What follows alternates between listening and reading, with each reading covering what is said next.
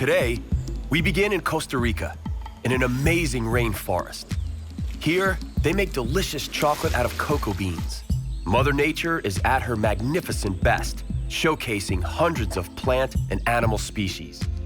To wrap up, we'll take all precaution necessary to look at one of today's most active volcanoes. Green monkeys will be our tour guides in the Kenyan lost city of Gedi. Later, we will stop to wonder at the poetic symbiosis of wildlife in such close proximity to the capital, Nairobi.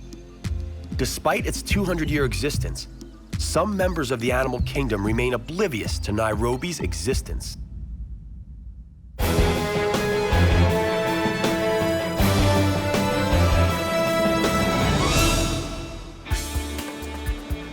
A green belt of land lays between Nicaragua and Panama. It is Costa Rica, a tropical paradise where life remains inherently connected to the sea, rainforests, and history. In 1503, Christopher Columbus landed near Ilha Uvita. The Spaniards followed soon afterwards, annexing the territory to their colonial empire. After being on the losing side of the Spanish-Mexican War in 1821, the Spanish could not stop the Costa Ricans from declaring independence.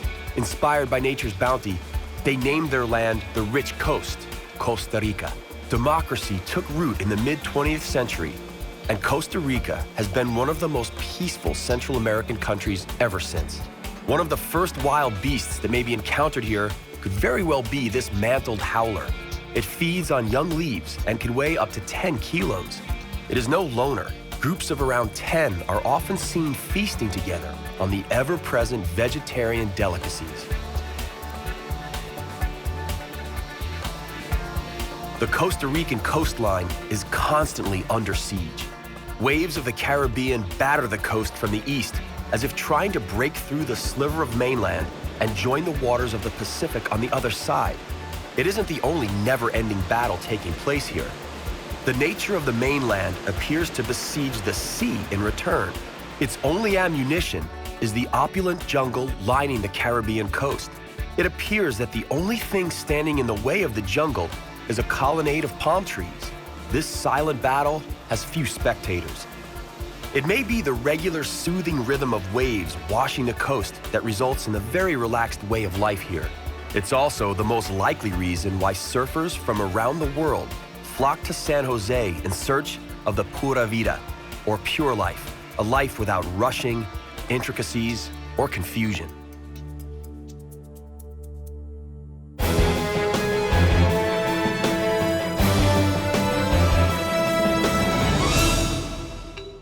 It is very advisable to wear neoprene shoes, boots, or Wellingtons when entering the Costa Rican jungle.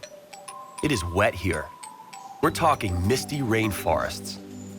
The cloud of vapor emitted by the rainforest each day ensures the prevailing humidity. This is no place for a rheumatic to be. The Costa Ricans truly love nature. They established 20 national parks and 8 reservations here, covering an incredible 27% of the country's area. Bird watchers can admire over 850 types of birds, one of which is this boat-billed heron. It lives in the mangroves lining riverbanks and survives on crustaceans and fish. It can exceed half a meter in height, and it is apparent why it was given the name boat-billed, thanks to its unique bill. It is one of the most distinctive birds of the Costa Rican jungle. In this labyrinth of trees, bushes, and other sorts of plants, the entangled boughs form a safety net above the water. Curtains of greenery surround the canals and generate a humid duskiness. There is a slight resemblance to Venice, the only difference being that our unstable Costa Rican gondola floats among stout lush tree palaces belonging to birds and reptiles. It's a good thing that no time is wasted nowadays by swapping film rolls and digital cameras. Looking around, it would be a great shame to miss anything. This turtle, for instance, or that plumed basilisk over there. It runs so fast that it can actually skim the water's surface, appearing to walk on water. This is why the locals call it the basilisk of Jesus Christ. There are tens of thousands of plants here, including 1,200 species of orchid. One can only envy the sloth. He's got his whole life to take in the beauty of the jungle. We, unfortunately, have to move on.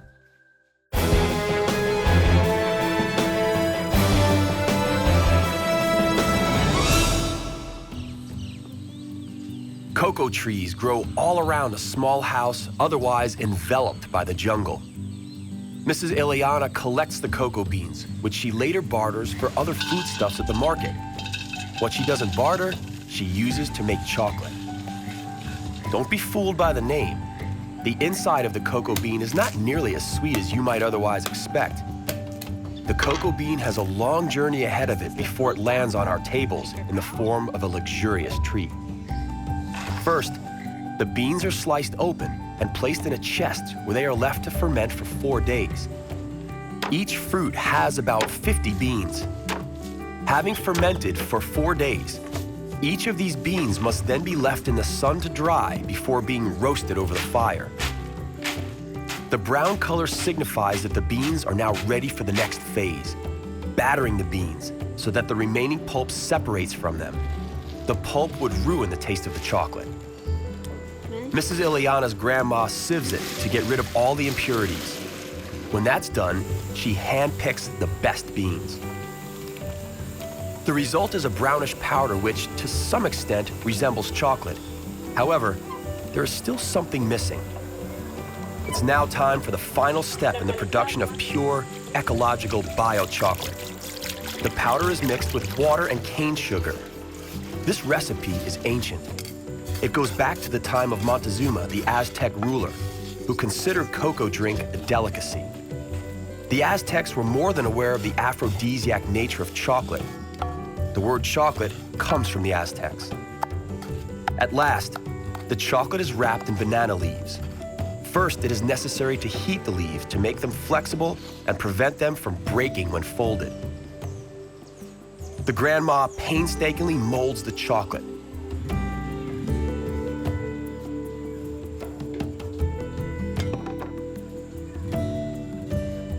Our treats are ready. Those may come in handy as we are now headed toward the distant waterfalls and a murky, forbidding volcano.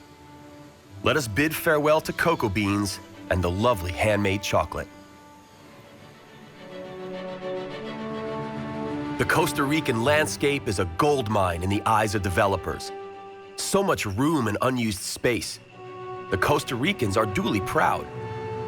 The Costa Rican government attempted to implement asphalt road building on a number of occasions to no avail. Despite the obvious fact that roads would have facilitated transportation and improved life in general, the locals refused. They are content with what they have and feel no need to deface their country with industrial and tourist infrastructure. And so it well may be that in a couple of decades, we will visit Costa Rica as one of the few remaining paradises left on Earth. If the Costa Ricans had a different mindset, Salto San Luis, located in the Monteverde province, would have been condemned to empty beer cans and other trash, rather than the magnificence of the surrounding rainforest, streams, and even this 2-story waterfall. The threat of unchecked tourism continues to loom over the natural wealth of Costa Rica. This is why the Costa Rican government devised a system of hanging bridges over the misty rainforests in the national parks. Visitors may thus admire the beauty of the rainforest without trampling plant life or stressing the animals. And of course, you can't pull up plants as a souvenir if you can't reach them. This experience could be rather unpleasant for those afraid of heights or suffering from vertigo. Count yourself lucky if you are not one of them. You can take advantage of the intricate system that allows you to be hauled even higher, where you can admire the rooftop of the rainforest. It can be a breathtaking, awe-inspiring, adrenaline-pumping experience, and more than well worth it. Each tree is a world of its own, a real green microcosm in a great green macrocosmos. A few hundred years ago, the Spaniards were disappointed not to have discovered any gold in Costa Rica. At that time, they fail to notice the treasure all around them.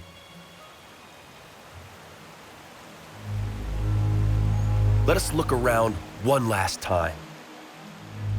Dark, forbidding, and veiled in clouds, this is the Arenal volcano.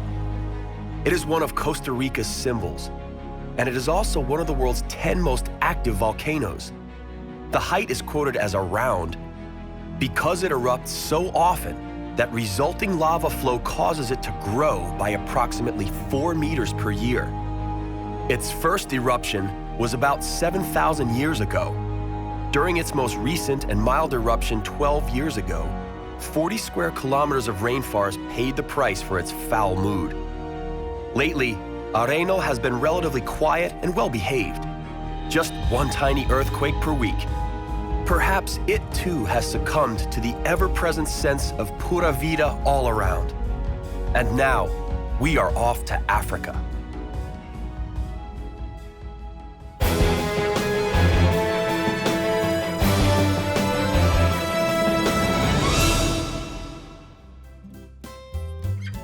Welcome to the Kenyan coast, bathed by the Indian Ocean. The sun is slowly rising above the Kenyan Swahili coast. The name alone signifies that we are about to meet a coastal culture. The word Swahili comes from the Arabic word sahil, meaning coast, and the plural is sawahel. It is a seafaring culture inherently linked to trade in the Indian Ocean. This coastline began to lure Arabic and Persian merchants as early as the first millennium AD. The area was rich in ivory, but the slave trade was by far the most lucrative at the time. Today, the coast is a source of revenue for fishermen and from tourists. Mombasa, a city of almost 1 million inhabitants. It has a distinguished past. First records of its existence come from 16th century Portuguese seafarers. The traffic anarchy can seem bewildering to the unsuspecting tourists. The locals, however, have it down to a science. The portrait of President Obama, whose grandparents came from Kenya, is to be seen on many matatu, the local version of a minibus taxi. Amid the busy street life, city parks are a welcome oasis of peace and quiet sought out by the locals, just to relax or enjoy a small picnic. In between the thick trunks of the baobab trees, they find ample shade. But attention must be paid to the large pods growing on the trees and falling at times. The pods do not fall of their own accord. It wouldn't be Africa if it were not for a few enterprising individuals operating in the crowns of the trees. And so, the trees offer relaxing shady niches to some and a livelihood to others. The baobab tree is very popular among the people. The leaves are considered great eating when included in salads. The seeds are used as a thickening agent in cooking, and people use the ground bark as a cure for fever.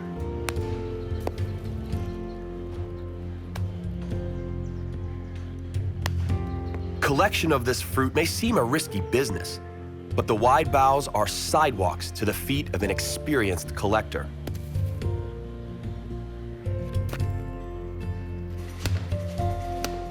The baobab fruit is commonly used in Swahili cuisine. It offers more vitamin C than oranges and provides more calcium than cow's milk. It is often referred to as the fruit of the future. One of the most sought-after commodities in this part of Africa is candy made from baobab fruit. The pulp, called mabuyu, is cleaned of the fibers. The fibers are utilized in the making of purees and as an additive to milk. No kitchen utensils required here.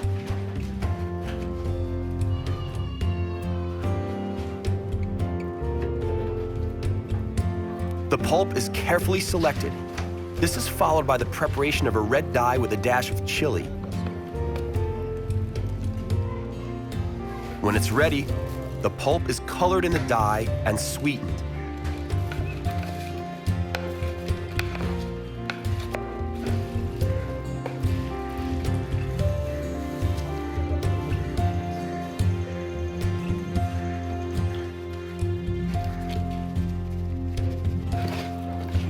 And there it is, a candy treat. The baobab is, indeed, a tree worth singing praise to, not just due to its sheer size, but because of how practical it is.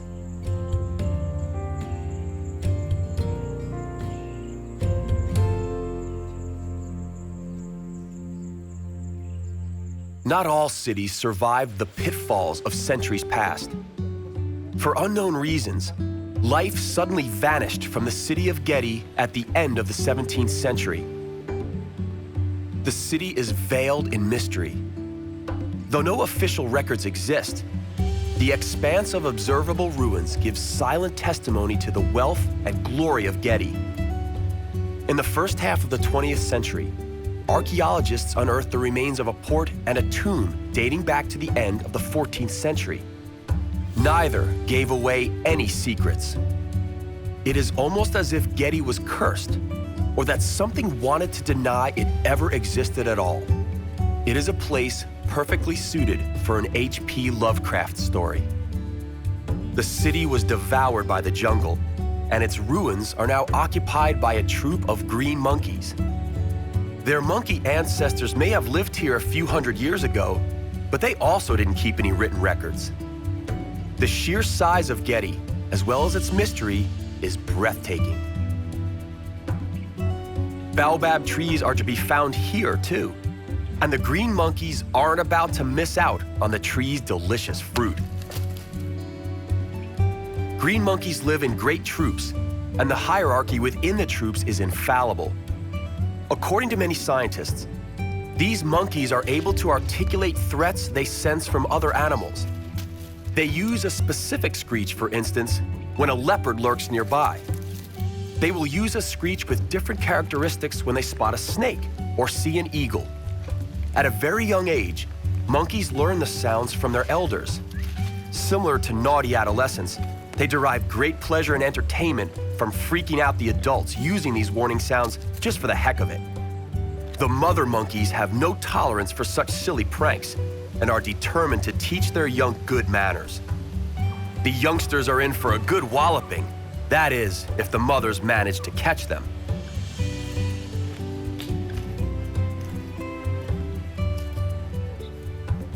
Because monkeys have a natural tendency to be aggressive, the monkeys hang around the visitors, having learned that food is to be found in all sorts of dodgy places.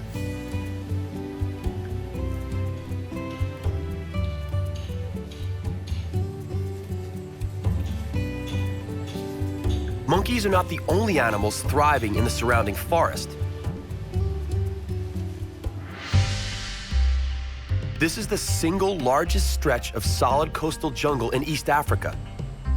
Eucalyptus dominates here, and the illegal exploitation of timber has taken its toll. For the time being, the jungle is holding its own. It is large and vast. As a result, animals are able to continue to find refuge there. An abundance of endangered bird and butterfly species gather here, as does a herd of elephants. Unfortunately, the growth is too thick and impenetrable for us to see them. A man without a donkey is a donkey. This is one of many Swahili proverbs. It applies especially on the island of Lamu. Its capital, Lamu, dates back to the beginning of the 16th century. The unimaginable wealth of its inhabitants no doubt came from the trade in ivory and slaves. The city has managed to maintain its character and remains a unique example of Swahili architecture. It has been included by UNESCO as a cultural heritage site. Clearly, no other means of transport but a donkey would do in its narrow, winding streets. 2 tractors appeared on the island recently, and the police force can also brag of its own vehicle. This is no match for the donkeys, though. There are 3,000 donkeys on the island, so they ensure that they are the majority of the interstate transportation. The goods are offloaded in the port. From there, they reach their designated destination atop one of these stubborn creatures. The baskets used as saddlebags are made of palm leaves. The leaves are first dried, then the women weave them into narrow strips, which are eventually sewn together. the same technique has been used forever. Mattresses and other merchandise made of palm leaves were exported from Lamu. Their import is mentioned everywhere, including on the island of Zanzibar.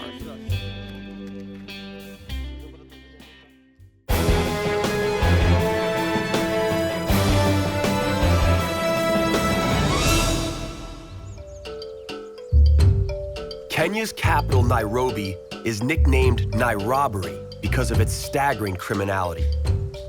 Even though these animals are living in what amounts to the city's suburbs, these zebras and wildebeests haven't got a clue. They live peacefully within sight of the city, but at the same time sufficiently far away from it.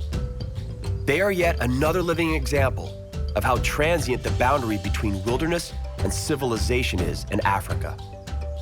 So why don't the animals fear civilization? Once uncontrolled hunting was abolished, the animals returned to the city periphery, barely 7 kilometers from the city center.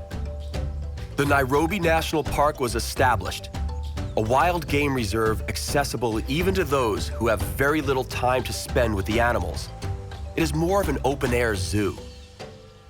Here, zebras are rather common. They are in great abundance because they migrate across the savanna from July to August. You won't sight any of the African Big Five here, namely leopard, lion, elephant, rhinoceros, or buffalo.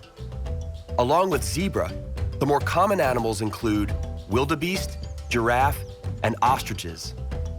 Don't expect the ostrich to hide its head in the sand, though.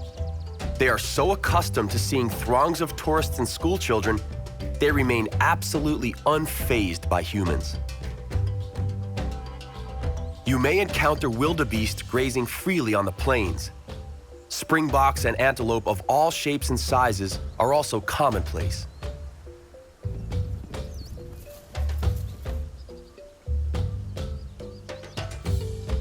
Herons prudently thrown at waterholes.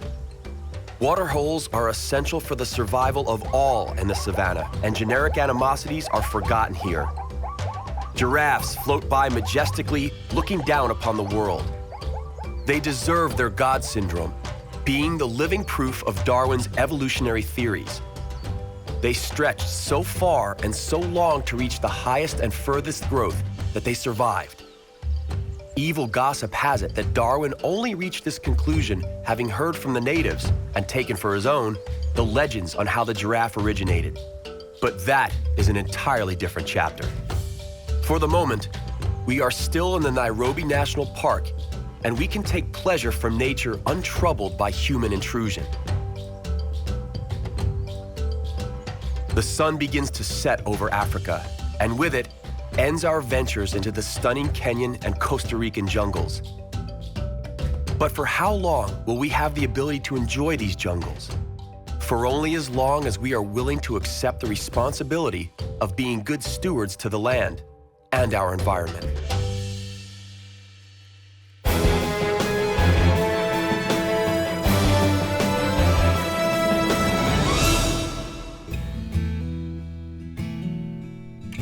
Our journey to the miraculous nooks of our planet comes to an end, for now. On the next exploration of our compelling and bountiful planet Earth, we will visit Iceland and marvel at its numerous hot springs. But it is also steeped in a rich cultural history. And there's nothing quite like the rejuvenating thermal baths and breathtaking Nordic vistas you find in Iceland.